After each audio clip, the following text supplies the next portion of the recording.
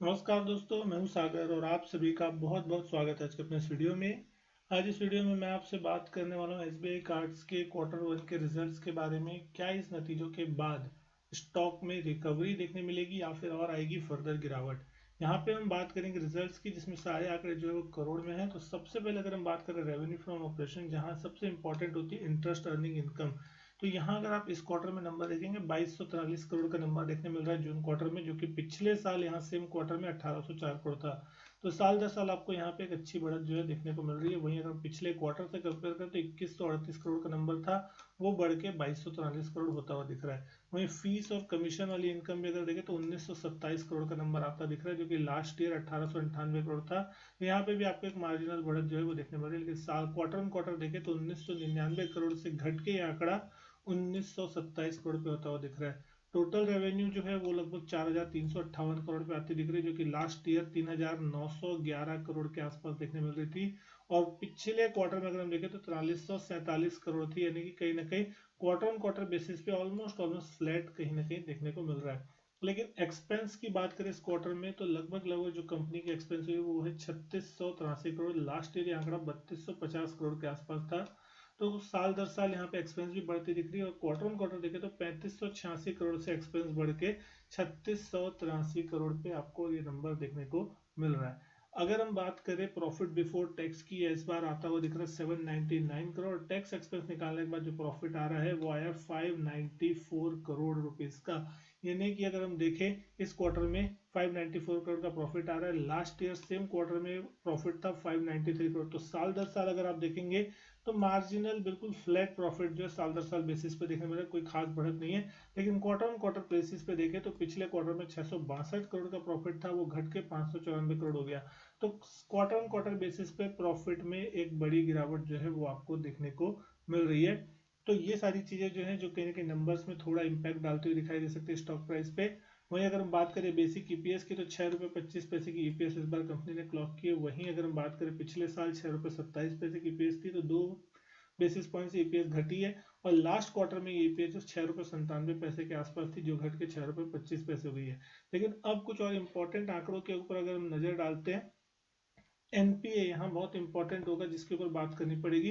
30 जून 2024 तक एनपीए का जो नंबर है ग्रॉस एनपीए और नेट एनपीए का, वो है 3.06 और 1.11, जो कि पिछले क्वार्टर में यानी कि 31 मार्च 2024 तक देखे 2.76% और 0.99% था। तो वो बढ़ के 3% के पार निकल गया ग्रॉस एनपीए, और 0.99% से 1.1% के आसपास का नेट एनपीए हो गया।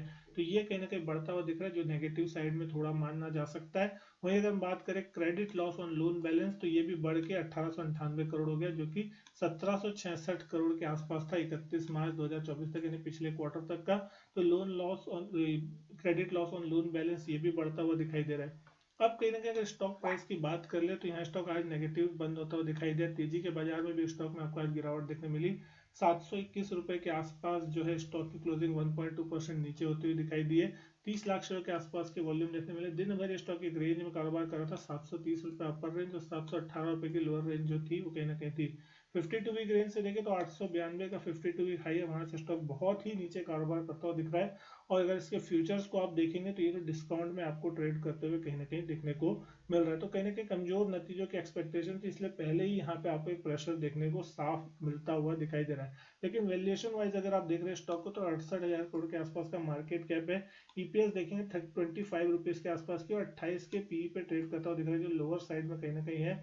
सेक्टर पीई भी देखें तो 28 के आसपास का है। प्राइस टू बुक में भी अगर आप देख रहे हैं 5.68 की प्राइस टू बुक है। अपने सेक्टर का इकलौता स्टॉक है जो अभी फिलहाल लिस्टेड प्लेस में आपको काम करता हुआ दिखाई दे रहा है, मार्केट में लिस्ट है। वहीं अगर हम चार्ट्स पे देखें तो चार्ट्स का बहुत ही ज्यादा बेरिश था कहीं ना कहीं। अगर आप देख रहे हैं 200 ईएमए के लगातार नीचे कारोबार करता हुआ दिख रहा है। पिछले एक साल से अगर इस स्टॉक का स्ट्रक्चर देखेंगे लगातार डाउन ट्रेंड में स्टॉक काम कर रहा है। वहीं अगर आप बात करते हैं पूरे मार्केट की तो लगातार हायर हाइस लग रहा है, लेकिन यहाँ पे लगातार लोअर लोस लग रहे हैं। लेकिन स्टॉक को अगर हम देखें तो नीचे की तरफ बहुत ही इंपॉर्टेंट सपोर्ट जोन के आसपास कहीं ना कहीं है, जो कि लेवल आपके लिए देखने को बन रहा है 680 रुपए के आसपास का। ये लेवल जो है इस लेवल पे नजर रखनी है। ये लेवल अगर टूटता है तो ही कहीं ना कहीं बड़ी गिरावट की उम्मीद है, अदरवाइज यहाँ पे कहीं ना कहीं एक बार सपोर्ट देखने को मिलना चाहिए। ये लेवल शायद टूटेगा नहीं टूटेगा इसकी उम्मीद शायद अब देखनी पड़ेगी कि अब सोमवार के दिन स्टॉक किस तरीके से रिएक्ट करता है। इलेक्शन के रिजल्ट के दिन में हमने देखा था 680 के आसपास कहीं ना कहीं स्टॉक ने सपोर्ट लिया था, उसको रिकवरी देखने मिली थी। 200 ईएमए तक ये स्टॉक जा जरूर है लेकिन उसको ब्रेकआउट नहीं दे रहा, तो जब तक 200 ईएमए के ऊपर ये स्टॉक नहीं निकलेगा तब तक यहाँ पे कोई भी रिकवरी की उम्मीद नहीं है, और जो कि लगभग 740 750 के आसपास का लेवल बनता हुआ दिख रहा है। तो ये स्टॉक जब 740 750 का लेवल पार करेगा और 200 ईएमए के ऊपर टिकना चालू करेगा, तब आप मान के चल सकते हैं कि शायद इस स्टॉक में आपको एक रिकवरी फेज देखने मिले। उसके बाद हम बात करेंगे कि 780 800 या फिर 900 कहाँ जाने की कोशिश कर रहे हैं, क्योंकि पिछले साल अगर आप देख रहे हैं जून के आसपास इस स्टॉक ने टॉप लगाया था 930 रुपए के आसपास। तो अगर आप इसका ट्रेंड भी देख रहे हैं एकदम बिल्कुल नेगेटिव ट्रेंड पे देखने को मिल रहा है। 2022 के आसपास में इस स्टॉक के लेवल जो लगभग 1150 तक के लगे थे। आईपीओ के बाद से अगर हम देख रहे हैं तो ये स्टॉक एक बार रिकवरी जरूर दिखाया था कोरोना के क्रैश के बाद, लेकिन उसके बाद अभी इसको अगर आप देख रहे हैं तो आईपीओ के प्राइस से नीचे ही ट्रेड करता हुआ दिखाई दे रहा है।